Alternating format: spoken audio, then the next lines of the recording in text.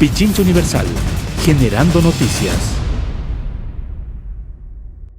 Es realmente precaria esta mayoría que nació al calor de las ambiciones, los repartos, las exclusiones, para integrar este nuevo periodo de medio tiempo con cualquiera, menos con los que realmente representan la opinión de la ciudadanía. Porque si se pregunta en este momento la ciudadanía, ¿qué representan? Los que llamamos cuánticos no representan mucho. Sin embargo, las ambiciones se impusieron y lograron una precaria, repito, mayoría, que este momento le está pasando factura, porque contra toda ley, contra todo principio hasta de coherencia y decencia política, dejaron que pase el tiempo como el mejor aliado para ellos, y luego dieron el golpe. Se unieron todos, se repartieron, pero no con eso la Asamblea ha logrado gobernabilidad, porque lo que pasa es que se unieron para cuestiones específicas, por ejemplo, para no fiscalizar, para no impulsar la investigación de INA Papers, por ejemplo, para no ir más allá de lo que buenamente pueden repartirse entre ellos. Y hay comisiones en donde la ingobernabilidad va a ser el signo que va a empantanar. No quisiéramos que esto ocurra, porque venimos de un periodo en el que nosotros hicimos el gasto y ellos contaron los votos, pero no por eso se puede creer que ha surgido una mayoría solvente por principios, puede ser por principios de siglo, pero no más de eso. Así que la situación en la Asamblea está de mal en peor. En el caso nuestro, nos despojaron de todas las representaciones que teníamos y nos ubicaron, según ellos, en comisiones que no tienen mayor trascendencia. Pues no, todo depende de la vocación de trabajo que tengamos. Por ejemplo, a mí me tocó la Comisión de Biodiversidad y Recursos Naturales. Y en este momento les tenemos un poquito a mal andar a quienes ni siquiera quieren permitir que los ministros de Estado vayan a la comisión a informar, por ejemplo, lo que están haciendo en el Yasuní, lo que está ocurriendo con que nos mintieron en la consulta, y que en este momento resulta que no pasa nada, y hay que seguir nomás explotando petróleo ajeno, porque la redistribución que hoy impera es del 87,5% para las transnacionales del petróleo, del valor de nuestro petróleo, y nosotros nos contentamos con un 12,5% que no nos alcanza ni para los tabacos. Así que no es mucho lo que pueden reivindicar si dicen que es necesario producir más. ¿Para quién? Para las transnacionales, no para el país. Así que, en definitiva, no hacemos muchos votos porque se imponga una gobernabilidad, porque la nueva mayoría no se asienta en un programa de gobierno legislativo, sino por el contrario, unieron ambiciones y aspiraciones y se repartieron la troncha. Supuestamente para ellos nos dejaron afuera. No, nosotros nunca estaremos afuera, siempre estaremos en el corazón de la ciudadanía. Cosa más, me imagino que su comisión también va a investigar el tema de Galápagos. Imagínese, aviones allí, atentar contra el ecosistema, la biodiversidad. Bueno, este asunto realmente es demencial. El señor ministro de Defensa, que es un muy aprovechado alumno de la Escuela de las Américas, cree que el país sigue siendo el patio trasero del imperio norteamericano y no quiere ni siquiera discutir el tema. Y dice que se trata de un portaaviones natural, que hay que aprovecharlo. Imagínense ustedes que hay regulaciones en Galápagos, queridos oyentes, que impiden, por ejemplo, que se revienten petardos, porque eso afecta sobre todo a la fauna de uno de los emporios más maravillosos de la humanidad.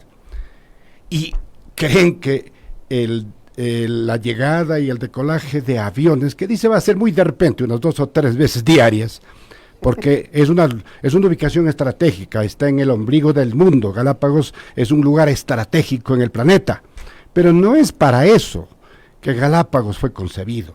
es un estuario natural, es una reserva natural, es el patrimonio natural de la humanidad.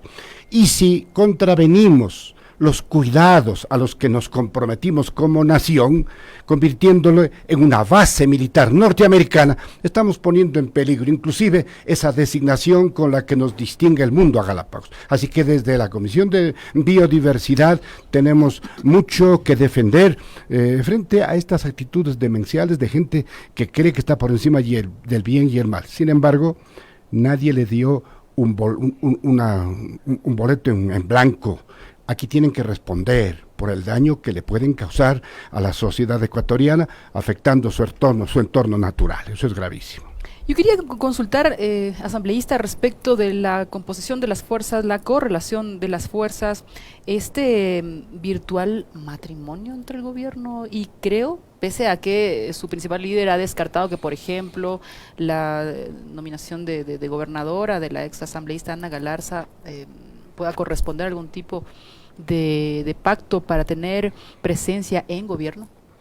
Parece que no es un matrimonio con el gusto de los familiares, es un matrimonio más bien casi una unión de hecho, de la que tienen vergüenza mutuamente y tratan de negarlo porque el país recuerda cuando incendiaron el país y quisieron incendiar Quito, porque acusaron que el señor Lasso fue víctima de un tremendo fraude electoral y ahora están los dos juntos.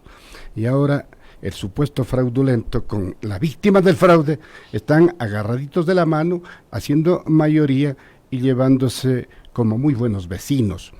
Si esa agenda fuese para cuidar el destino del país, los recursos del Estado, los intereses nacionales, bueno, tal vez se justificaría.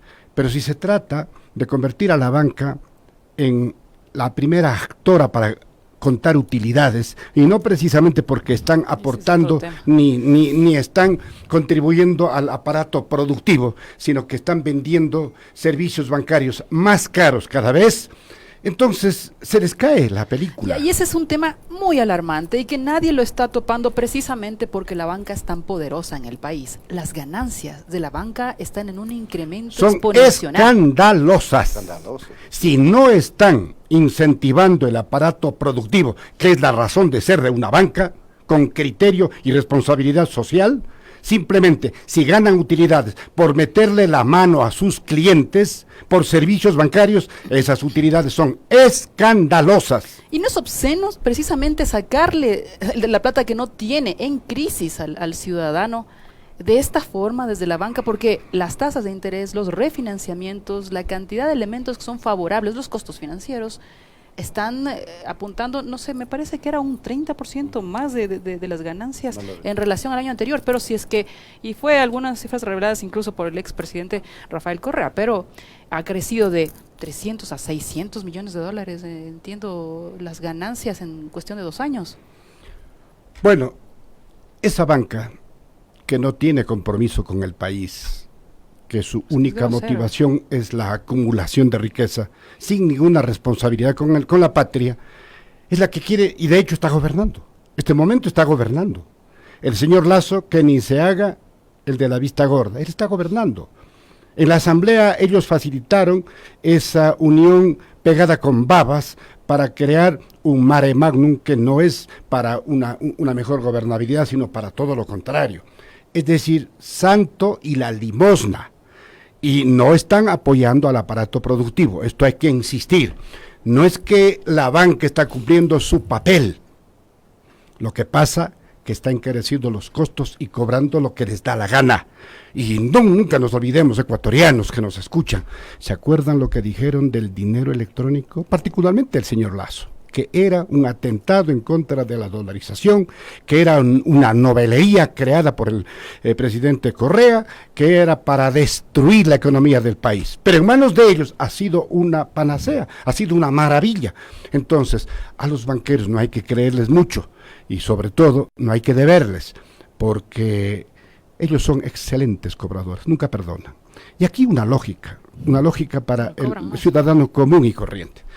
¿Cómo pueden pensar ustedes, por ejemplo, que el Fondo Monetario Internacional esté preocupado en salvarle al país de una crisis inducida. Es decir, crearon una crisis a propósito para que venga el Fondo Monetario Internacional e imponga su esquema neoliberal y nos someta a esa camisa de fuerza.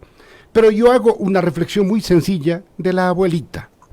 ¿Usted cree que su chulquero, el prestamista, que a usted le cobra intereses del 10% mensual en dólares, usted cree que cuando se cumple el mes, este chulquero le va a decir, vea Julanita, vea vecina, si no tiene para la comida, si no tiene para curar a sus hijos, si no tiene para comprar los útiles escolares, no me pague, me ha de pagar nomás? ¿Será posible eso? Y esa es la misma lógica del Fondo Monetario Internacional. Pagamos porque pagamos y pagamos a los intereses que ellos imponen. Y sobre todo son créditos que ni siquiera recibimos. Nos obligan a hacer inversiones, inclusive en armamento, porque se trata de cumplir con la agenda del primer país productor de armas en el mundo, como Estados Unidos. Entonces, es una especie de agente colocador de intereses particulares, egoístas, en detrimento del derecho que tiene la gente a vivir mejor. Y hago un desafío, una vez más, que alguien me muestre que el Fondo Monetario Internacional sacó de la crisis a un país en la tierra, le juro que nunca más hablo de estos temas. Pese a la fragilidad de la mayoría de la Asamblea, digo, ¿no se está instrumentando una suerte de cortinas de humo para justamente aprobar los condicionamientos del Fondo Monetario? Porque hoy se ve cómo se discute, por ejemplo, el tema matrimonio igualitario, o se discute el tema desaparición del Consejo de Participación Ciudadana, mientras a lo mejor se cocina en esa mayoría, a pesar de endeble, acuerdos puntuales para aprobar los condicionamientos del FMI. ¿Qué dice usted, diputado? Es una cortina de humo, lógicamente que es un factor distractor para que la ciudadanía se escandalice por otros temas. En este momento tenemos una sociedad movilizada por esos temas, y particularmente el del matrimonio igualitario. Inclusive hay fanatismos, hay radicalismos, hay gente que sale a las calles y que se olvidó que estamos sufriendo una crisis inducida, creada, perversamente creada. Y entonces con ello, inclusive pueden llamar a una consulta popular para preguntarnos, oiga, si está de acuerdo usted con el matrimonio igualitario. Es posible que la inmensa mayoría diga que no, pero también nos pueden enchufar una preguntita como hicieron en febrero del 2018. Nos pueden decir también, oiga, ¿qué le parece si desaparecemos el Consejo de Participación Ciudadana, por decirle algo? Sabiendo que para que desaparezca una función primordial del Estado, se tiene que hacer mediante una asamblea constituyente, pero a ellos les importa un pepino. Esta es una pseudodemocracia donde ellos hacen lo que les viene en gana. No les importa el criterio de la gente, la destrucción de la economía, la situación que vivimos a nivel mundial es grave. Cómo nos miran afuera, nos miran como locos.